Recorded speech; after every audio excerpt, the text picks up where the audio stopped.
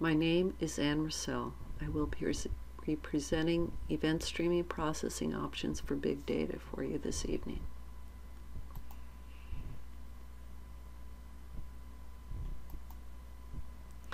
Real-time processing of data often is necessary in an environment. For example, watching fluctuations in the stock market, analyzing logs to detect anomalies as they occur rather than in hindsight, evaluating experimental data to make changes to methods in the field rather than having to reset up the experiment, watching responses to real-time events as they happen, examining Twitter feeds to find hotspots and trouble areas in order to respond quickly to situations. This type of processing was often difficult in the past. Previous options included collecting and storing data before it could be processed, or manually building a network of queues and processes to analyze the data. The tools I'll be presenting to you process data in real time. They each provide methods for accumulated results. They also provide methods for windows or snapshots of the current situation, and each of them works with one or more incoming streams. The example data set I've chosen is FAA Flight Delay REST Web Service data. I will be tallying each time an airport shows a delay. My code was written in Java, although each of the technologies offers different options for writing code.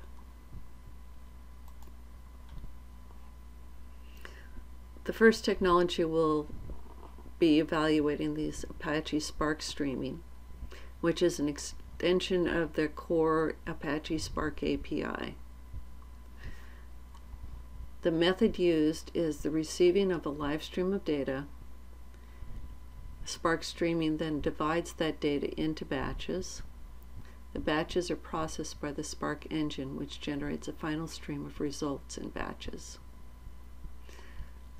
Spark calls these streams D streams, or discretized streams, which are a sequence of data arriving over time. These D streams can be created from input data or other sources, such as Kafka, Flume, or Kinesis. Streaming requires additional setup. Checkpointing must be enabled to store enough information that Spark can recover from failures if necessary. Code can only be developed in Java and Scala at the time of this presentation. Python libraries for this are not yet available. The environment I created was a 3-node Hadoop cluster, although I couldn't get Spark to work with Yarn as the documentation suggested, although Hadoop Yarn was working outside of the combination. Spark didn't seem to be able to use the FAA REST query for reading the data, so I ended up writing a Python script to serve up the JSON via a local host and port, and Spark could work with this.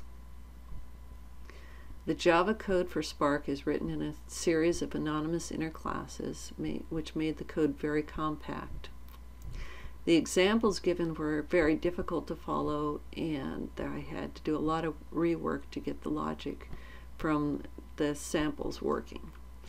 Here's an example of one of the anonymous inner classes that was written for this.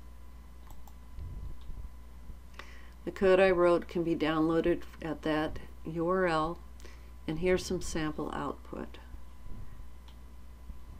And now I'll show you an example of the code running. As noted in the slides, I had to create a Python script to actually run the web services. Here you can see that there are 15 airport codes, and what it does is it calls this web service, cycling through each of these. The script is running and waiting for connections. We'll go ahead and start the code now.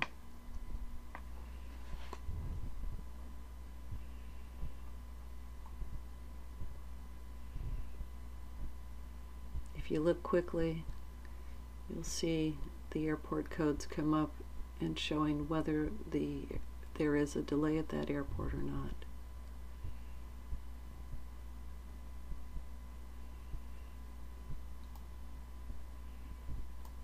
Here's where we're actually calling the web service. This is calling to the Python script at a local port.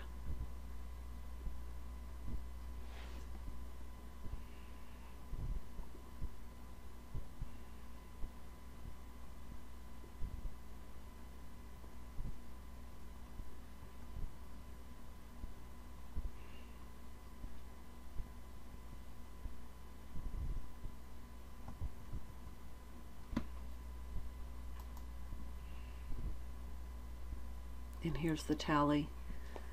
Where there's a 0, there's no delay at the airport. If there was a 1 or greater, it would show that it was counting delays that had been received.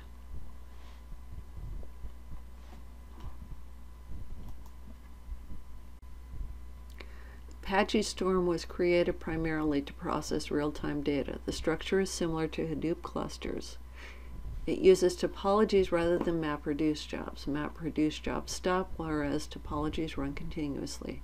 There are two types of nodes: a master node, which runs a daemon called the Nimbus and distributes the code throughout the cluster and monitors for failures, and the worker, which runs a daemon called a supervisor, which listens for work assignments, starts and stops work processes as necessary, and executes a subset of the topology. Coordination is done through Zookeeper. The topologies are a graph of the computations. Spouts are sources of data. Streams are the unbounded sequence of tuples, and the bolts are where the data is manipulated.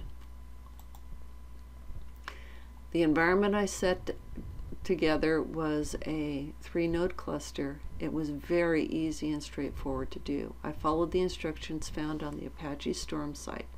There were 2 extra steps because of my environment. One was to open up ports on the firewall, and the other was to set up systemd to start servers automatically on boot. Storm installation includes a subdirectory called Storm Starter, which included a number of straightforward examples to use. The coding is more conventional Java-like. I was able to get the sliding window working, taking a dip in the stream to see the current state of the data.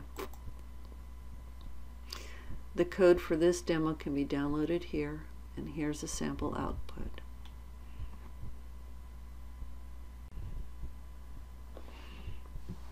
Here is the code written for the Storm server. We'll let it run for a little bit here.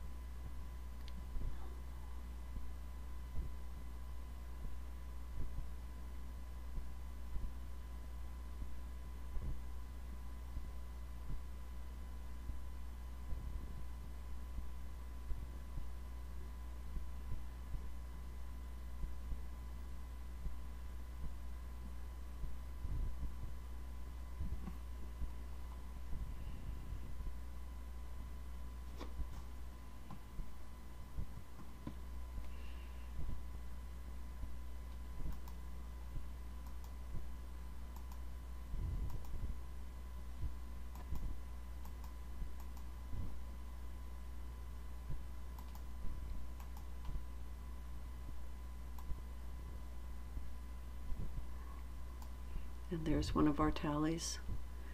You can see that Chicago has shown delays, and none of the other airports in the list has.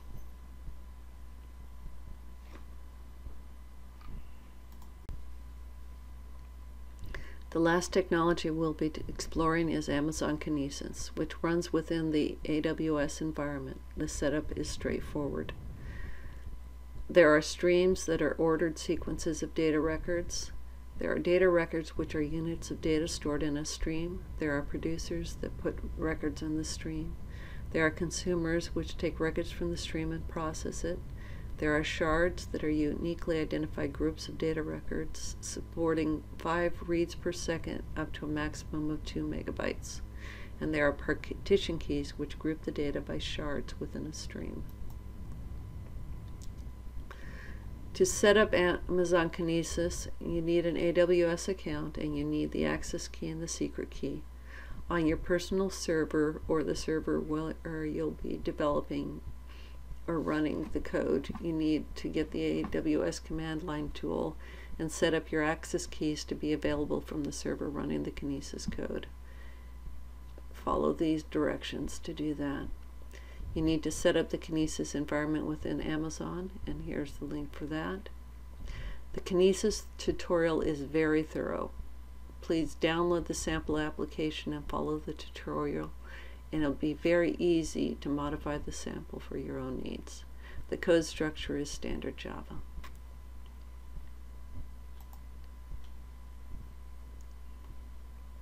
My sample code can be downloaded from here, and here's some sample output.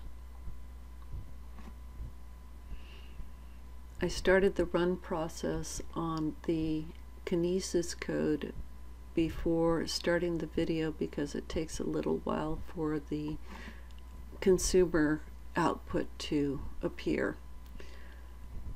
You can see the producer that's hitting the FAA web services, and here are the results on the consumer.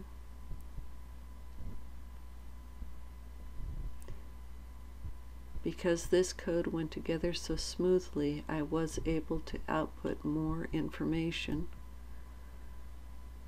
And at this point, it isn't showing delays except on the first one. And that's because I was also able to implement the Windows portion of the code, which takes a snapshot at any given point in time. So, for example, you can see on this first one there were JFK delays with runway, taxi, and construction issues, but those disappear later because there's no longer a delay at JFK as these summaries are being reported.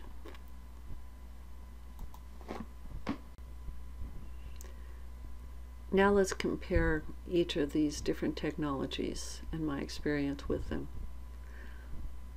On installation on a multi-node system, Spark had problems. Some of them I could trace down, others are still sitting out there on my system.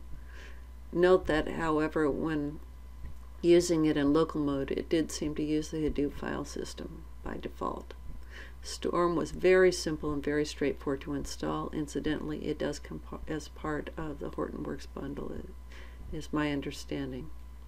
Kinesis works within the AWS environment. Configuring it to work in a multi-node environment just happens because of this.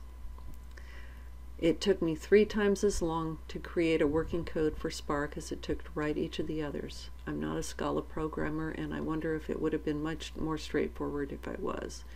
The examples were not easy to use. Storm took a bit of research, but the examples were available to emulate, so I was able to put together the code once I found the right examples. For the example I created in Kinesis, the sample code they provided was perfect. It took no time at all to modify it for my purposes. For cost, Spark and Storm are free, and Kinesis has a charge for usage. Environments, Spark runs on a single or multiple node system, and they run within the user's environment, ditto on Storm, and Kinesis runs within Amazon's cloud. Here are my references. Thank you.